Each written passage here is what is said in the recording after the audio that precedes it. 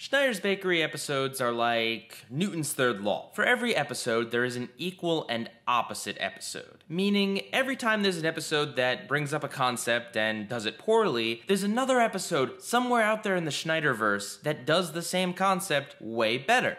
Hey guys, Pie Guy Rules here, and welcome back to the Bizarro Bakery. Today's episode will be a little special because, between the fact that Skywhale and Game Shakers in general was so similar to the iCarly pilot and the show in general, and the fact that there's so many episodes across the Schneiderverse that are so similar to episodes that happen later on but worse, really inspired me to come up with a whole series about episodes similar to episodes on the bottom of the bakery. Plus, I wanted to showcase that the company can do some things right, and once upon a time were a lot better than they are now. If you even look back to my bottom of the bakery number 7 on Skywhale, you can actually hear me talking about a new series that's coming up when I mentioned that it's similar to the iCarly pilot. Both episodes literally end with a character saying, "Let's celebrate this with a party."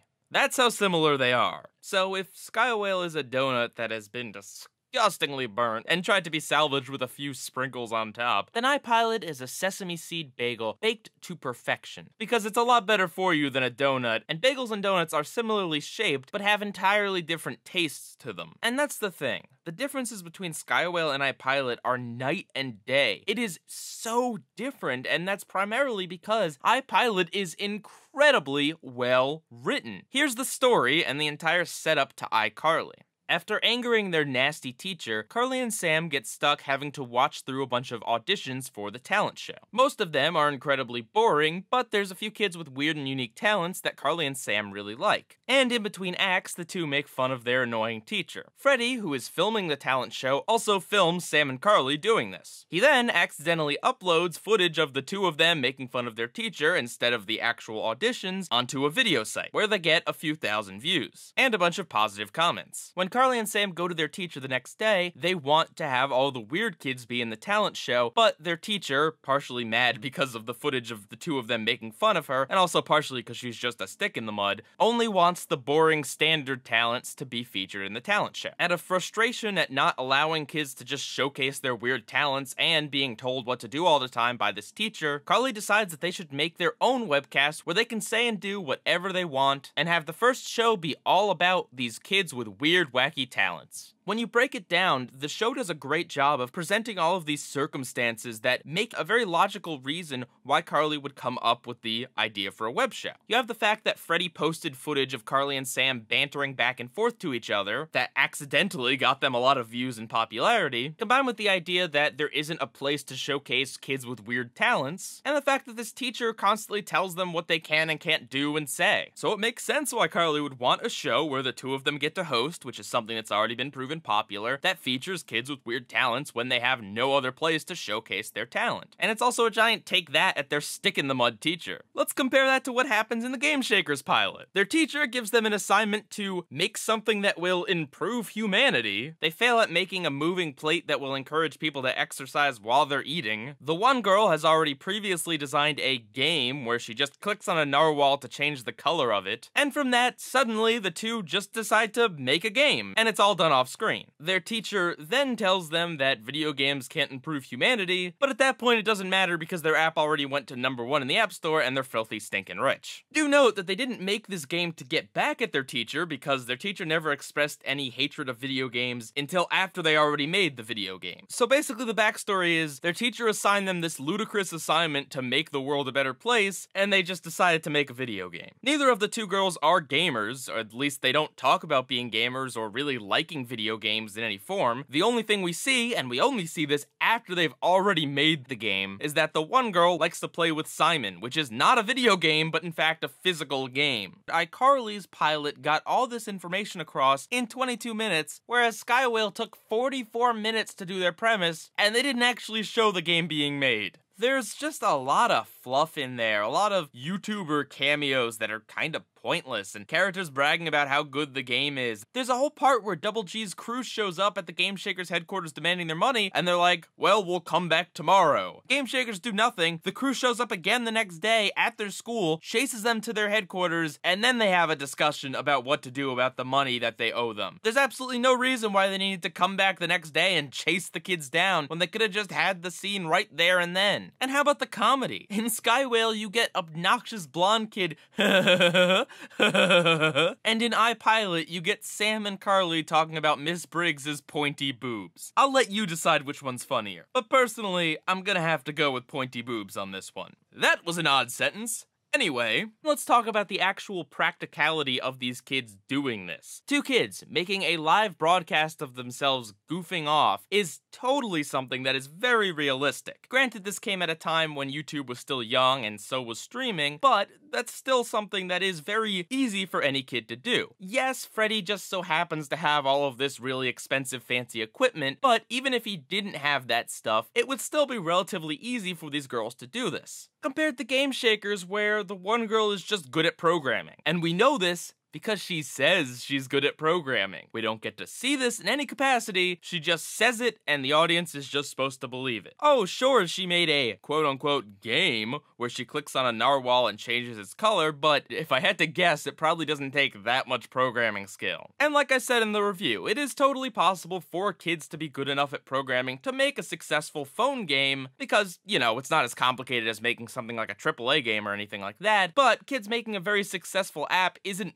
super common, and if you want to sell us on this uncommon, if still possible, idea, you have to actually show it. Show how good she is at programming. Show maybe why she's good at programming. But no, we don't get any of that. How about if you compare the girls' successes from one show to the other? If you look at iCarly, their first webcast only gets 37,000 views. Still quite a bit, but nothing super insanely unreasonable. And we, the audience, actually get to watch them perform the webcast, so we get to see firsthand why and how the girls got to be this successful. Because, you know, we're watching the show. And admittedly, Carly and Sam have good chemistry, and the acts that they feature are definitely weird enough to get people's attention. Also, the idea of kids having power through using social media to get their own voices heard was something that was very, very new at the time of this episode coming out, so to see a webcast like this was different and new at the time.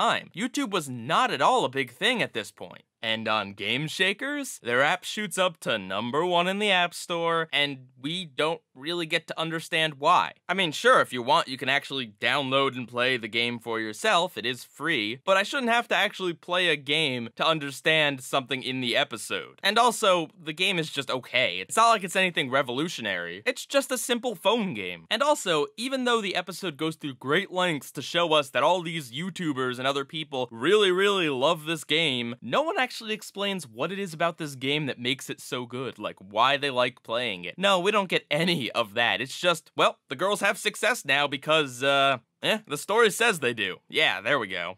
Do you see how these episodes are similar yet also entirely different? Comparing the two, it looks like Skywhale is iCarly's pilot again, except completely insanely over the top in the worst possible way. It's unrealistic, and it's not a good, well-told story. It's basically, these two girls decided to create an app one day, and oh, it got super famous overnight with no reason or rhyme to any of it. When you take out the whole Double G stuff in the back half of the episode, that's it. That's the entire story. The girls do something and it becomes successful. Really, when you get down to it, Game Shakers looks like a desperate, sad attempt to try to recapture the magic of iCarly. But when you compare the premises, iCarly's works a lot better than Game Shakers simply because of the subject matter. Two girls doing a web show is something we, the audience, can actually watch. Making video games is not something that's actually very interesting to watch. I'm sure you could do something like showing the creative process, but from what I've seen of the show so far, it looks like they just want to go with wacky exaggerations like having the character go up in a jetpack because somehow that tests some sort of gravity for their new space game or something. Watching the actual games that the girls put out isn't very entertaining, but watching an episode of iCarly inside an episode of iCarly actually is.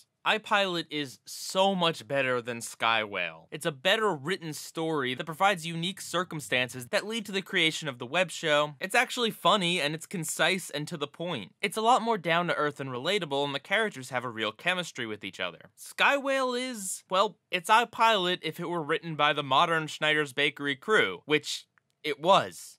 And it is. And when you look at the differences between these two pilots, you really see the difference in the company in the past and in the present. iCarly might have had some major problems with later seasons, and even a few bombs in the earlier ones, but in general, it had a very strong start and was, at one point, a very well-written and likable sitcom. Game Shakers is crap. It's crap to try and cash in on the whole mobile gaming fad, and because they know no matter what they do with these shows, kids will keep tuning in to watch them. No matter how stupid they make them, there'll always be a younger generation. And that's why, unfortunately, there's no stopping these shows, and they're just gonna keep spinning out of control. And if you like Game Shakers or any of these shows I talk about, it's okay. It really is. I'm not blaming you. I'm just pointing out the fact that there's no incentive for Schneider's Bakery or Nickelodeon to ever change or improve, because no matter what, they're always going to have an audience who's never seen this kind of show before. That is just going to automatically eat it up regardless of the quality or the content. And if child actors didn't grow up, I'd be willing to bet we wouldn't have all these spin-offs, and instead iCarly would still be going on today. It's kind of weird to say this, but honestly, they probably would have been better just trying to reboot iCarly than give us Game Shakers. And trust me, I am not a fan of reboots, but at least iCarly had a lot better of a premise than Game Shakers. And I'd rather them come out and admit that it's a new take on iCarly than just trying to do this discount iCarly. Oh well, I could compare Game Shakers to iCarly all day and night, and trust me, when there's more Game Shaker episodes on the bottom of the bakery, there will probably be more iCarly episodes to counter them on the Bizarro Bakery. So I'll continue this discussion when I talk about the Bizarro version of Poison Pie in a few episodes from now. And if you're like me and haven't seen iPilot in a long time, I do suggest you go back and check it out. Sometimes it's easy to forget, but iCarly did start off from a pretty good place. And I was actually surprised at how complex and interesting the premise was, in that it wasn't just two characters saying, "Oh, let's just make a web show and be weird because we're wacky and quirky." Bleh. Looking at you, Game Shakers. Oh, and before I go, I should probably mention that in the bottom of the bakery, I mentioned that ProJared made a video talking about his experiences with going on the show. Since then, he's actually taken that video down. He hasn't said anything about it as far as I know, but there's been lots of speculation that Nickelodeon may have forced him to take it down. Personally, I doubt Nickelodeon would make him take it down, but I have a feeling he may have done it himself. While I appreciate the guy being honest about his experiences, at the same time, no one wants to work with the guy who's gonna go back and blab about what a terrible production it was and how terrible the show he just worked on was. It's not a great career move to badmouth people you've worked with. If anyone has any more information about what happened and why he took the video down, please let me know, but as far as I know right now, unfortunately the video is just down and gone forever. Pie Guy Rules,